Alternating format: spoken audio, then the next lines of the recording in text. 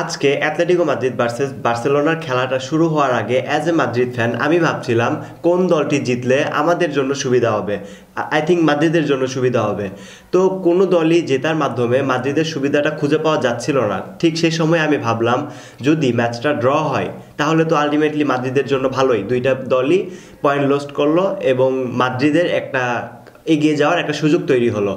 আর আমি আরেকটা জিনিস ভেবে দেখলাম যে অ্যাথলেটিকো মাদ্রিদ যদি আজকে ম্যাচটা জিততে পারে তাহলে হয়তোবা আজকে তারা পয়েন্ট লিড নেবে আর বার্সেলোনা পয়েন্ট লস্ট করবে, এক পয়েন্টও পাবে না। আর এরা তো একটা না একটা সময় যে এরা লিড ধরে রাখতে পারবে না। সিজনের শুরুর দিক থেকে লালিগায় এরা কোনো পয়েন্ট ঠিকভাবে পায় নাই, মানে অর্থাৎ লালিগাটা এরা ঠিকভাবে শুরু করতে পারে নাই। কিন্তু কিছুদিন পরে অর্থাৎ মাদ্রিদের সাথে যে ম্যাচটা খেলেছে, রিয়াল মাদ্রিদকে তারা যে হোম ম্যাচে হারিয়েছে, ওই ম্যাচের মাধ্যমে তাদের একটা মানে কামব্যাক করার একটা সুযোগ পেয়েছে তারা। আর তারা টানা 7 ম্যাচ উইন হয়েছে back to back, every competition মানে অল কম্পিটিশন মিলিয়ে, চ্যাম্পিয়ন্স লিগ, লা লিগা সব কিছু মিলিয়ে। তো আজকে তারা এই টানা 7 ম্যাচ হারার ধারাবাহিকতাটা ভেঙে দিল বার্সেলোনা আজকে। আর বার্সেলোনা যে আজকে জিতেছে, 3টা পয়েন্ট নিয়েছে তারা ক্যাম্প নুতে, এই 3টা পয়েন্ট তাদের জন্য অনেক গুরুত্বপূর্ণ ছিল। আর তারা লিডটা একটু বাড়িয়ে নিয়েছে।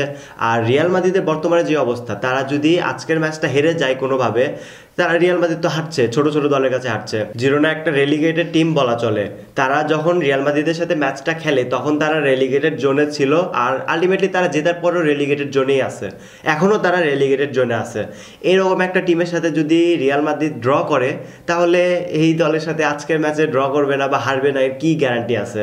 বা ইন্ডিভিজুয়ালি কোনো ট্যালেন্ট যদি বের হয়, ভিনিসিয়াস জুনিয়র, কিলিয়ান এমবাপ্পে, এরা যদি ইন্ডিভিজুয়ালি কিছু করতে পারে, জুড বেলিংহাম, তাহলে হয়তো বা রেজাল্ট বের হতে পারে।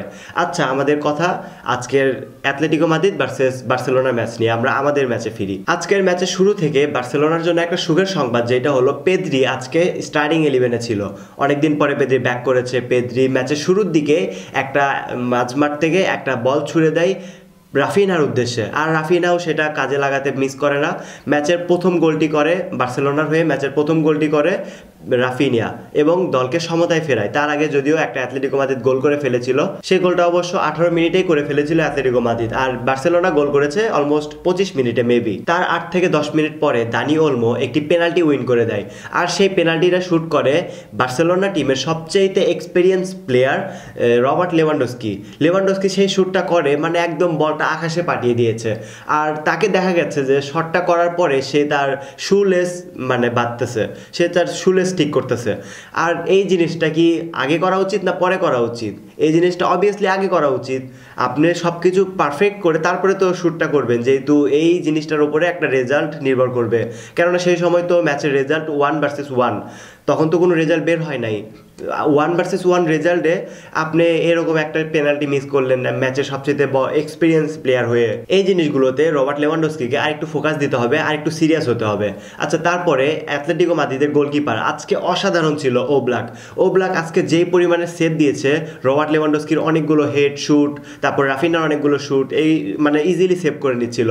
তারপরে বালদের বেশ কয়েকটি শুট মানে ওব্লাক সেভ করেছে। আজকে অসাধারণ গোলকিপার বলতে পারেন। এভাবেই শেষ হয়ে যায় ফার্স্ট হাফ, অ্যান্ড সেকেন্ড হাফের শুরু থেকে মানে দুই দলই অনেকগুলো সুযোগ মিস করতেছিল, মানে এত পরিমাণে তারা চান্স ক্রিয়েট করছে, কিন্তু প্রতিটা চান্সই তারা কোনো না কোনোভাবে লস্ট করে ফেলেছে। আর ম্যাচের 64 মিনিটে দানি ওলমো একটি গোল করে ফেলে, যেই দানি ওলমো একটা পেনাল্টি উইন করে দিয়েছিল, সেই পেনাল্টিটা রবার্ট লেভানডস্কি মিস করেছে, সেই দানি ওলমো আবার একটি গোল করে ফেলে।